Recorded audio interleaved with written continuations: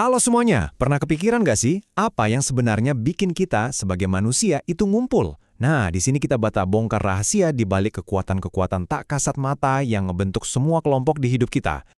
Coba deh bayangin sejenak, mulai dari geng nongkrong kita sampai satu negara. Itu kan kayak ada magnet sosial gitu yang narik kita bareng-bareng. Pertanyaannya, apa sih resep rahasianya? Dan ternyata nih, jawabannya tuh nggak serumit yang kita bayangin loh. Semuanya itu bisa kita kerucutkan jadi 3 faktor utama. 3 doang. Dan kita akan bedah satu-satu berdasarkan diagram simple yang powerful ini. Oke, kita mulai dari yang pertama ya. Ini faktor yang kayaknya paling gampang kita lihat di zaman sekarang. Kepentingan yang sama. Intinya sih, ini soal passion dan tujuan yang bikin kita nyambung. Gini deh gampangnya. Waktu kita suka atau pengen sesuatu yang sama dengan orang lain, itu otomatis kayak ada klik gitu kan?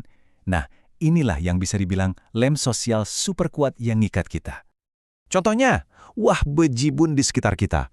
Kamu lagi mabar sama teman-teman di game online, atau teriak-teriak bareng dukung tim bola favorit, atau mungkin cuma kumpul-kumpul santai di klub buku. Nah, itu semua adalah bukti nyata gimana kita terikat sama yang namanya kepentingan bersama. Oke, kita lanjut ke faktor nomor 2.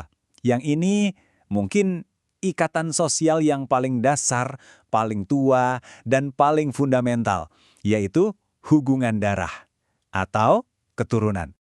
Ini tuh ikatan yang beda ya, bukan sesuatu yang kita pilih. Kita lahir di dalamnya.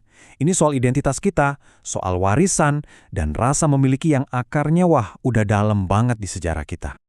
Dan cakupannya itu luas banget loh, mulai dari yang paling kecil dan paling penting buat kita, yaitu keluarga inti, sampai ke komunitas diaspora yang orang-orangnya tersebar di mana-mana, tapi tetap ngerasa satu karena punya warisan yang sama. Nah, sekarang kita sampai di faktor yang ketiga, faktor terakhir. Yang satu ini konsepnya simple banget, tapi dampaknya luar biasa kuat. Apa itu? Kesamaan tempat tinggal. Kadang-kadang, alasan kita bisa jadi satu kelompok itu ya sesimpel ini, karena kita tetanggaan. Cuma karena kita tinggal di jalan yang sama, gedung yang sama, atau kota yang sama, itu secara otomatis ngebentuk semacam nasib bareng, dan pastinya kesempatan buat ngobrol dan interaksi. Pikirin aja deh, mulai dari kerja bakti di lingkungan RT RW, kumpul-kumpul ibu-ibu arisan komplek, sampai jadi relawan buat acara 17-an di kelurahan. Semua grup ini lahir cuma karena kedekatan fisik. Ini bukti nyata kalau geografi itu benar-benar punya peran gede dalam ngebentuk hidup kita bareng-bareng. Jadi, kalau kita lihat gambaran besarnya, ya ini dia. Kepentingan, keturunan, dan tempat tinggal. 3 pilar ini yang jadi arsitek dunia sosial kita. Dan yang bikin makin menarik, ketiganya itu sering tumpang tindih, saling menguatkan satu sama lain. Contohnya, supporter bola dari kota yang sama. Itu kan gabungan kepentingan dan tempat tinggal. Atau acara kumpul keluarga besar. Nah, itu keturunan, tapi seringkali juga ada unsur tempat tinggalnya. Kalau kita bisa melihat interaksi ketiganya, kita bisa melihat struktur tersembunyi di masyarakat kita.